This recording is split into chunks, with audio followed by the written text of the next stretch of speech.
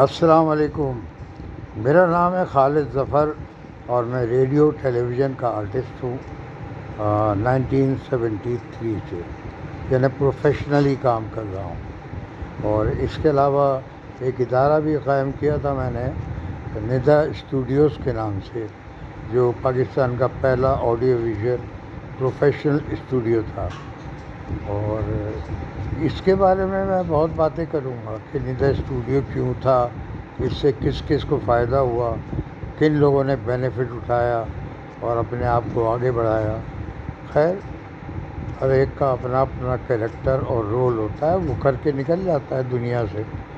اور کچھ ناعاقبت اندیش اس طرح ہوتے ہیں کہ اس سے فائدہ حاصل کرتے ہیں اور پھر اس کو استعمال کر کے ٹیشو پیپر سمجھ کے پھینک دیتے ہیں.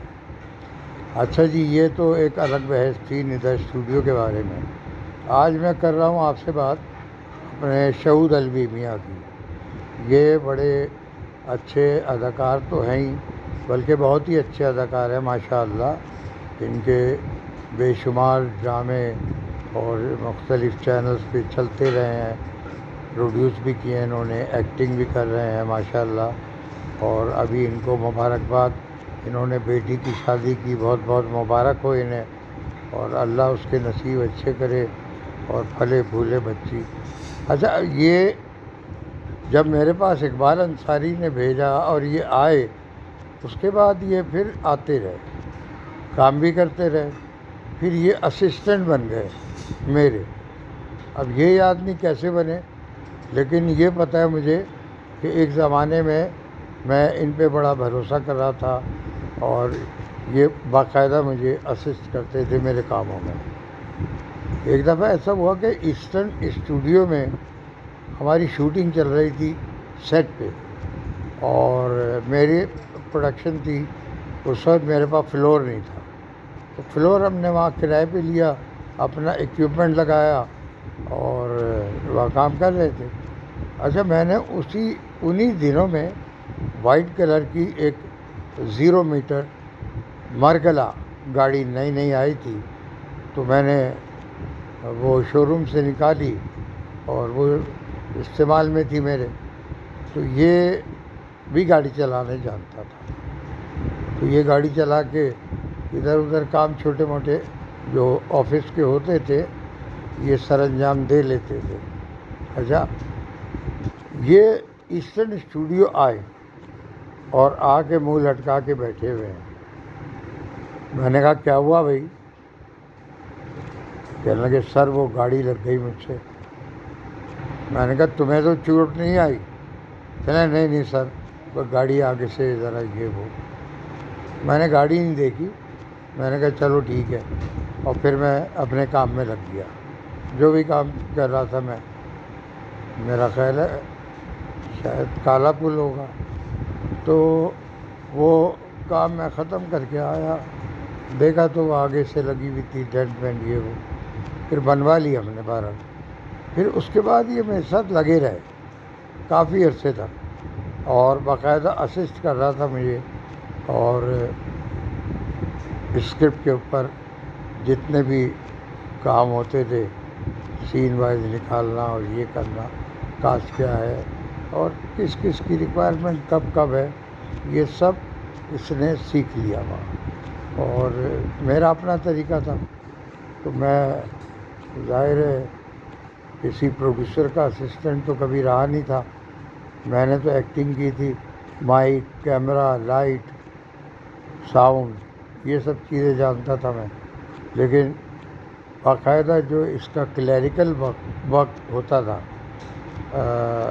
اسکرپٹ کے اوپر، وہ میں نے نہیں سیکھا تھا. وہ میں نے خود ہی اپنے ذہن سے، اپنے آئی کیو سے کوشش کی سمجھنے کی، اور پھر ان کو ایکسل کے اوپر کمپیوٹر پہ اس کی میں پروگرامنگ کر لیتا تھا کہ بھائی یہ ہے، یہ اسکرپٹ کی پوری مکینک نکال دیتا تھا.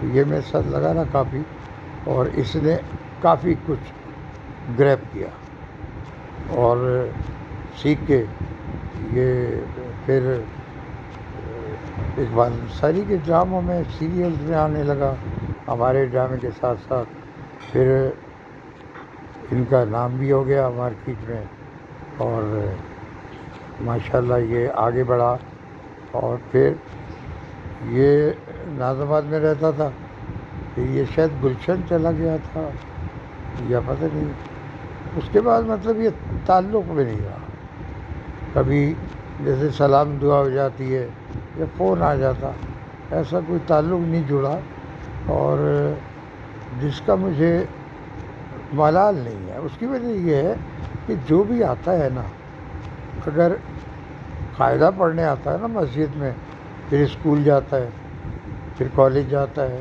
پھر یونیورسٹی جاتا ہے، تو پیچھے کو چھوڑتا جاتا ہے، پیچھے کو چپکا کے نہیں رکھتا کوئی اپنے ساتھ، اپنے ماضی کو، اور نہ ماضی کے ساتھیوں کو۔